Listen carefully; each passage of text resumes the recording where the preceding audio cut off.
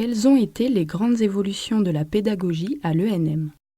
Je crois que les grandes évolutions de la pédagogie, elles ont suivi les grandes périodes historiques, c'est-à-dire qu'en 1959, au début de l'école, c'était extrêmement traditionnel, avec les grands recrutements de la moitié des années 70, où il commençait à y avoir une ouverture, une réflexion extrêmement importante sur la pédagogie, avec des gens, les maîtres de conférences, qui vont se professionnaliser, qui vont s'ouvrir, des universitaires, des intervenants extérieurs qui vont venir. En fin de compte, tous les 10 ans, 15 ans, il y a des grandes réformes qui arrivent de la pédagogie, à la fois sur les modes de recrutement concours et les méthodes d'enseignement. Quel a été l'impact de l'affaire Doutreau sur la formation judiciaire?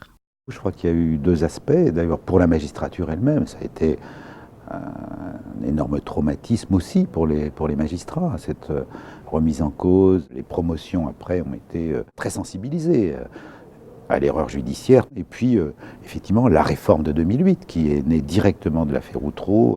Quel rayonnement de l'ENM à l'international? Quand vous parlez avec des collègues étrangers de l'école, tout le monde connaît.